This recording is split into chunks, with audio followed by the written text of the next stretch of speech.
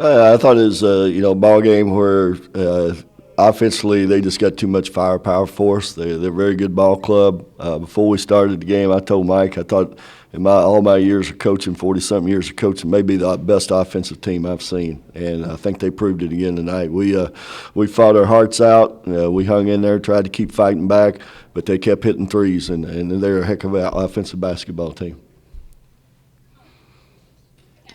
Questions for Coach Foley?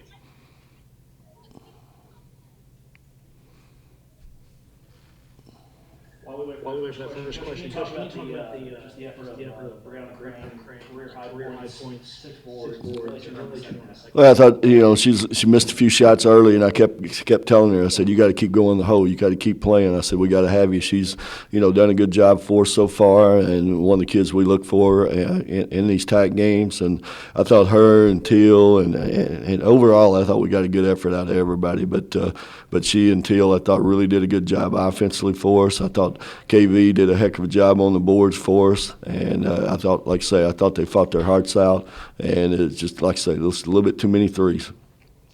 We'll go to Eli Letterman. Hey, Joe.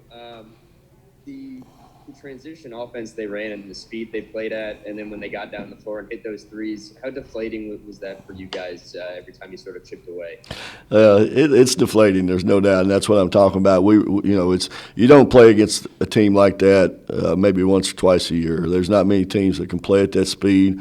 You can't simulate it in practice, and naturally, so you don't really know what to expect. You tell them and you watch film, but you don't get the speed just watching film. You get the speed by playing. So and that's one the reason going in. I said that they're the best offensive team I've seen because I knew the speed they played at. I haven't seen teams play it that way. And the numbers tell the story in terms of three-point shooting. They were all over it. You guys, I think, only hit 1, maybe 2 there toward the end. I know this may not be the style you guys are going to play, but is the only way to cut out sort of the three-point disadvantage is to stop the opposing teams moving forward, or are you guys going to hope to shoot a little bit more? Well, no, we try to get more threes than that, but in this game, we were really working and knew that we had opportunities to score and around the paint and things to get fouls. Kind of keep the game at a little bit lesser pace if we could, and so we weren't going to come down and play wide open and try to match them. There's no way. I don't think any team in the country can match them. So we give ourselves the opportunity to stay in the game and make some runs, and that's the only way I felt like we could play against them. And one more for me is just to finish 10 points behind and to have the performance that you got from Brianna and Kristen. What does that tell you about your team and the level you guys are headed now in the Sun Belt? Well, I think that really helps us because, like I say, Troy likes to try to play that way. Coastal Carolina, a few other teams in our conference likes to play that way. So our kids got a taste of probably playing at the maximum level. So, I don't think that they can duplicate what they did today. So that gives us an opportunity to know, hey, we matched up with one of the top 10 teams. I think there'll be a top 10 team before it's all over. And I think that we can say, hey, we matched up with one of the top 10 teams in the country and fought with them toe-to-toe for a while. We'll go to Kyle Duckelbaum.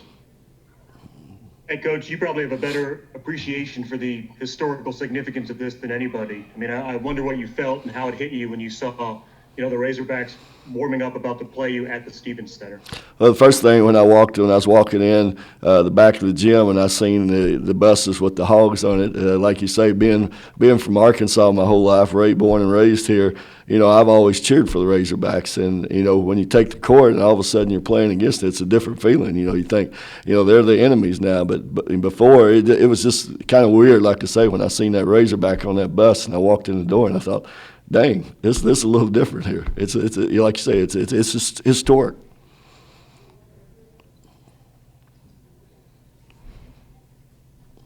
Any other questions for Coach Foley? Yeah, Joe. Patrick? Go ahead, Jeff. Oh, yeah. How can I get in? I see you, Jeff. I got you. Oh, Hey. Hey, Joe. I saw this game. I saw you playing last year, and this has got to be pretty encouraging for you to see how you competed throwing out the three-pointers. I mean, you guys were right there with them. I mean, you out-rebounded them by 10. You scored, I think, 10 more 2-point baskets. You beat them in the paint, 52 to 20, whatever. Do you feel like that this kind of validates your thought that this team is much superior to last year? But, we talked about that, Jeff, and both you know it by watching, and I know it too. I told you, I think this team's much better than last year, much more experience on the floor. Kids that's played in college, transfers that were setting out, the transfers that we got from junior college. We had to play everything with freshmen last year, and that's not fair to those freshmen. I mean, we tried to do it, and that just shows you how hard it is to play on this level with freshmen. So our freshmen, those kids are going to be good players, but this just shows you what experience and toughness, and it shows you what kind of a ball club we got right now. And I think we're turning the corner. I think we'll get better. I think playing the Texas A&M and playing Arkansas is going to make us much better. And like I say, if our kids, can compete like that and not give up, then that tells you they're starting to get ready to play some pretty good basketball, I think. What did you think that you did better today than against A&M, other than score? I thought we were more patient. I thought we didn't turn the ball over in the first quarter like we did against A&M, put ourselves in such a big hole. So we learned from that game, and that's one of the things I told them going out there is, hey, let's don't kill ourselves right off the bat like we did against A&M, and to give ourselves the opportunity to play. And I thought that we took care of the ball better. We worked a little better. The movement wasn't quite as good as we needed at first, but I thought it got better as the game went along. So, I think, like I say, I think, Jeff, these two games really helped our kids start understanding the importance of movement, hard cuts, and being able to get down on defense and really move their feet. So it's something that we can keep showing now and use this film and for the week and a half we got before we play again, and let them see what they got to do to be a really good basketball team.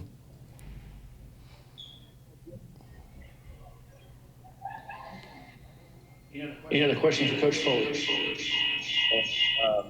Joe, that probably the best stretch of the game for you guys came at the end of the second quarter when you pulled it close just before the half. What went right there, and what did you see from your team in that stretch? Well, that's what I'm talking about. I think it showed that, hey, just because they got on us a little bit the first quarter, it showed us that we got to keep doing what we're doing. We got to play. That's one of the things I told them in timeout. Guys, do what we do. Don't worry about what they're doing. Let's get stops on defense. Try to get some threes, take away some threes. But offensively, we got to move like we're capable of moving. I thought we were a little reluctant when the game started, but second quarter, I thought our movement got much better.